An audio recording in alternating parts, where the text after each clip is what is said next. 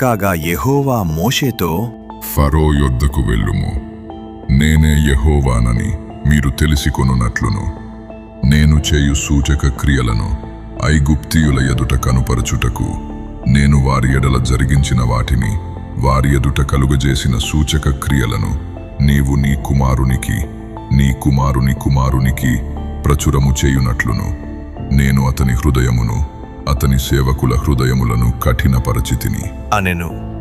కాబట్టి మోషే అహరోనులు ఫరో యొద్దకు వెళ్ళి అతనిని చూచి ఈలాగు చెప్పిరి. హెబ్రీయుల దేవుడగు యెహోవా సెలవిచ్చినదేమనగా, నీవు ఎన్నాళ్ల వరకు నాకు లొంగనొల్లకయుందువు?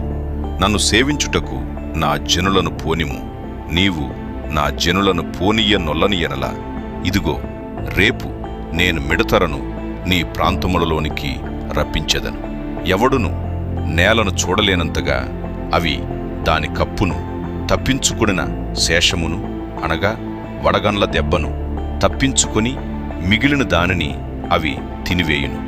పొలములో ములిచిన ప్రతి చెట్టును తినును. మరియు అవి నీ ఇండ్లలోను నీ సేవకులందరి ఇండ్లలోను ఐగుప్తీయులందరి ఇండ్లలోను నిండిపోవును.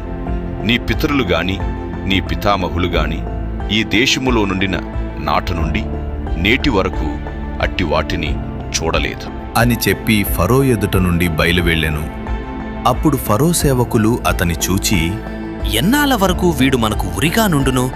తమ దేవుడైన యెహోవాను సేవించుటకు ఈ మనుషులను పోనిమ్ము.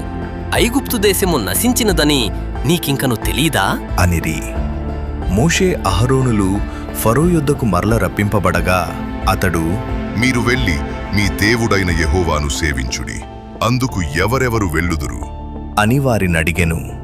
అందుకు మోషే, మేము యెహోవాకు పండుగ ఆచరింపవలను గనుక మా కుమారులను మా కుమార్తెలను మా మందలను మా పశువులను వెంటబెట్టుకుని మా పిన్న పెద్దలతో కూడా వెళ్ళెదము అనెను. అందుకతడు, యెహోవా మీకు తోడయుండునా? నేను మిమ్మును మీ పిల్లలను పోనిచ్చెదనా? ఇదిగో మీరు దురాలోచన గలవారు.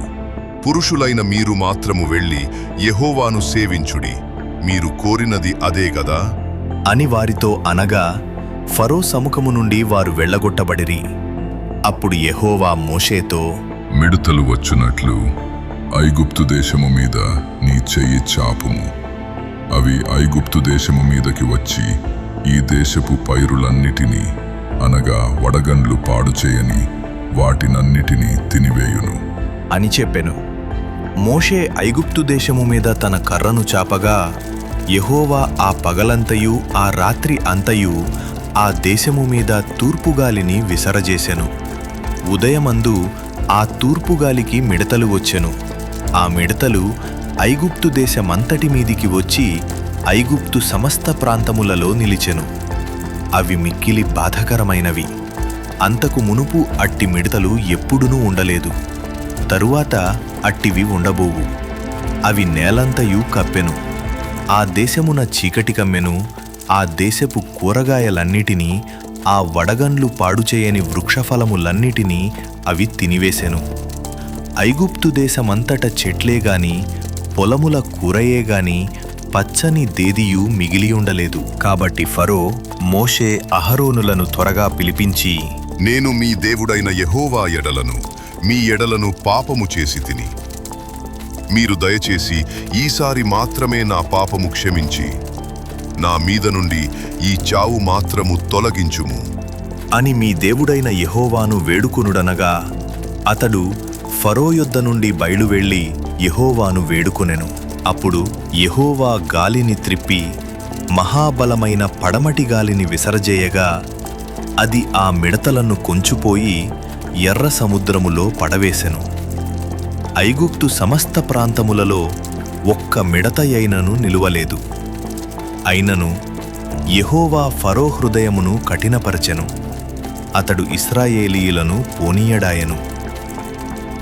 అందుకు యెహోవా మోషేతో, ఆకాశము వైపు నీ చెయ్యి చాపుము. ఐగుప్తు దేశము మీద చీకటి చేతికి తెలియనంత చిక్కని చీకటి కమ్మును అనెను. మోషే ఆకాశము వైపు తన చెయ్యి ఎత్తినప్పుడు ఐగుప్తు దేశమంతయు 3 దినములు గాఢాంధకారమాయెను. 3 దినములు ఒకనినొకడు కనుగొనలేదు. ఎవడును తానున్న చోట నుండి లేవలేకపోయెను. అయినను ఇశ్రాయేలీయులకందరికీ వారి నివాసములలో వెలుగుండెను.